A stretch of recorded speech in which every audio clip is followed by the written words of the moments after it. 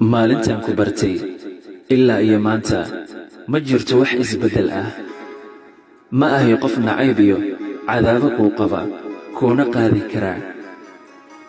waxaad i dareensiisay danin la'aan saacad kooban ah adigoon iga dhaadhicin sababta. waxaad igu abuurtay cari iyo ceel anigoo kaa fog.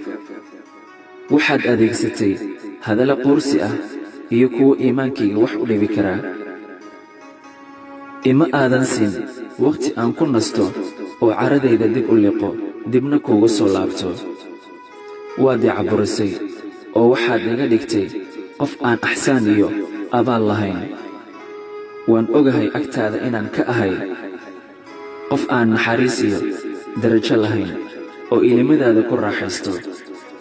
waan ogahay agtaada inaan ka ahay qof aan lahayn abaal iyo darajo oo adiga ii muujiyey.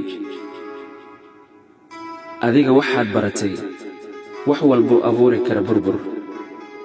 waxaad baratay wax walbuu dhalin karaa carro. waxaad baratay wax walbuu aniga i fogayn karaa. balse aniga waxaan baran jiray sida adiga lagugu siin lahaa farxad. waxaan baran jiray sida adiga lagugu beeri lahaa naxariis. waxaan baran jiray sida aan adiga kuu dareensiin lahaa dhadhanka dunida. noolow weligaa sida geenyadii kale igu noolow. nafsigayga kuma helo.